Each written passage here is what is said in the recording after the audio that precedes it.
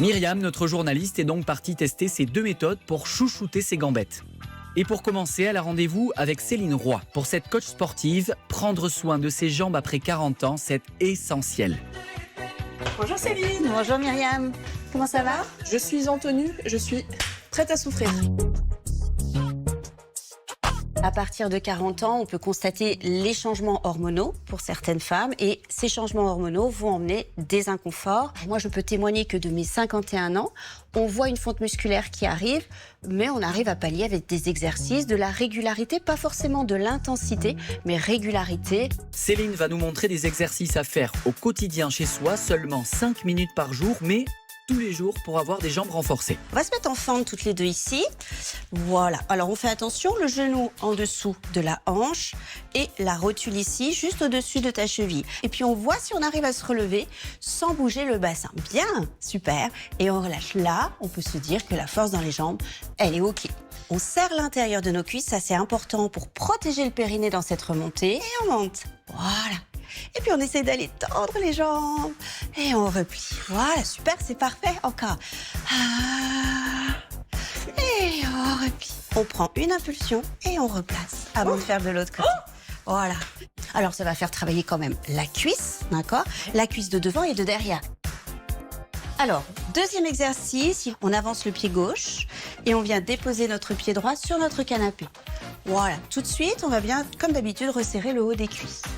On engage le haut des cuisses et on descend comme si on voulait aller poser le genou sur le canapé.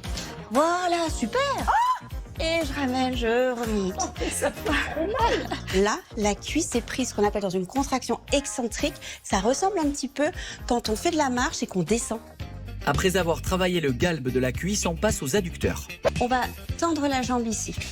Voilà. L'idée, c'est de glisser l'intérieur, voilà, et ramener ici avec l'intérieur de nos cuisses, comme un livre qui se ferme. Et j'inspire et j'expire. Les adducteurs vont s'étirer les deux, puis se refermer. Donc, on travaille la force des adducteurs, mais aussi, on travaille par la chaîne croisée un petit peu notre taille, nos obliques. Et c'est pas désagréable? Je commence à avoir un petit peu chaud, Céline. Après le renforcement musculaire, on passe à une méthode plus douce. Dans son salon du 16e arrondissement, Sinara Béguin, experte dans le domaine de l'esthétisme brésilien, s'attaque à un ennemi de nos jambes. Bonjour Isabelle. Bonjour Nara. Cellulite, peau d'orange, relâchement cutané, rien ne résiste aux mains de Sinara. Elle propose des soins d'exception à base de massage et de modelage. Isabelle, c'est vrai qu'elle a des belles jambes, mais on voit au niveau du genou qu'elle a un petit peu de gras qui s'installe là. On peut cibler ça, regardez là, et en fait, on a un tout petit peu de cellulite. Après un premier soin avec une machine à ultrasons pour raffermir le muscle, Sinara entame son modelage. Là, je vais faire des mouvements de lipolyse qu'elle va sentir une pression. Ici en bas, j'ai tout ce qui c'est cellule adipose, cellulite, relâchement, au niveau du genou aussi. En fait, on ne casse pas le gras. On va travailler ces gras et en fait, les cellules adiposes elles vont diminuer de taille. Et c'est pour ça qu'elle va améliorer au niveau de l'aspect de la cellulite et elle va améliorer aussi tout ce qui c'est aspect peau plus lisse et une peau plus fine aussi. Là, c'est une méthode naturelle et non invasive. Donc, vous n'avez pas des effets collatéraux. On voit déjà par rapport à celui-là et celui-là, la peau est déjà beaucoup plus ferme. Vous voyez que la qualité de la peau, elle est beaucoup mieux. Ça, après, c'est une séance. Mais après, là, on préconise entre 7 à 10 séances pour certains cas.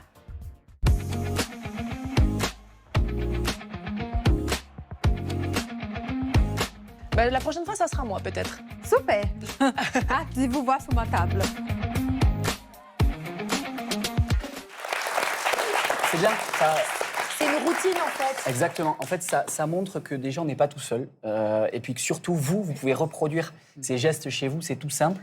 Moi-même, je me suis surpris la dernière fois à me mettre un replay dans le salon de l'émission et je reproduisais l'exercice à la maison. Quel mytho, jamais il a fait ça.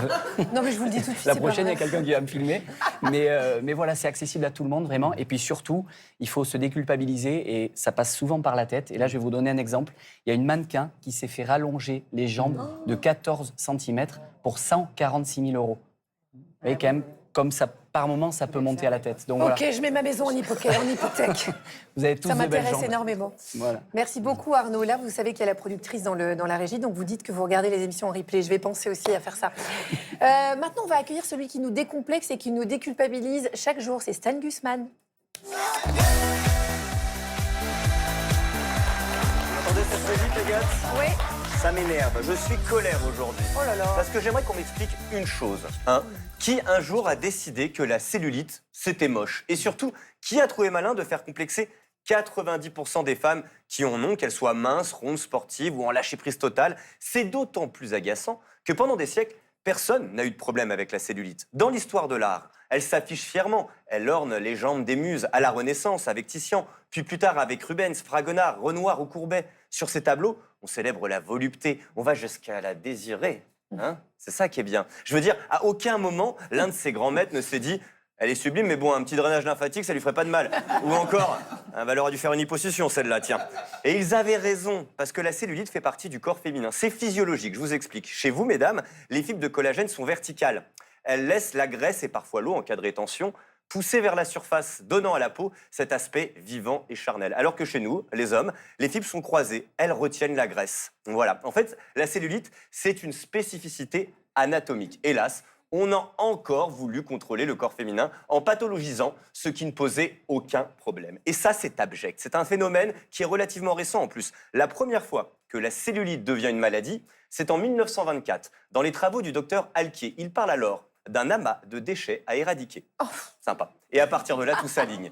Les corps se standardisent, les pin-ups s'affichent sans un pli dans les magazines, et la presse féminine invente des termes humiliants comme « peau d'orange » pour stigmatiser encore un peu cette anomalie qui n'en est pas une. Mais alors, à qui profite le crime, Agathe? Je vous le demande, hein? Eh bien, à l'industrie cosmétique. Parce qu'un complexe, c'est un marché juteux. Radiofréquence, ultrasons ciblés, massage mécanique, luminothérapie, palpéroulé, peeling, brossage à sec, hot yoga, crème, ventouse, j'en passe. Les femmes dépensent chaque année 2,4 milliards d'euros pour se débarrasser de ce que la nature vous a donné. Rendez-vous compte, Agathe, on a réussi à faire croire à la moitié de l'humanité qu'un corps normal était un défaut à corriger. On est allé jusqu'à faire détester aux femmes leurs cellules. Je vous le dis, la honte n'a rien à faire là-dedans. Et puisque pendant des siècles, l'art a célébré ces corps dans leur normalité, j'ai voulu faire pareil. Voilà, je vous le dis, j'ai peint un nu d'Agathe à la manière de Rubens, à partir des souvenirs qu'il me restait de cette folle nuit que nous avions passée ensemble. Mais j'étais consciente. Parce que Oui, vous étiez consciente et nue, Agathe. Et vous avez même pris beaucoup de plaisir. Alors, je vous montre ça. Attention, vous êtes prêts? Regardez. Regardez ça. Voilà. J'y ai passé des heures. Regardez comme elle est sublime. C'est pas magnifique? Oh là là. Bah, c'est moi. Voilà. On peut l'applaudir parce qu'elle est divine, cette Agathe. À bientôt. Merci beaucoup, Stan. Eh oui. Je l'assume. Effectivement, c'est très, très ressemblant. Vous me voyez comme ça, nue sur France 2 pour la première fois. Et ça fait quand même 13 ou 14 ans que je travaille pour France Télévisions.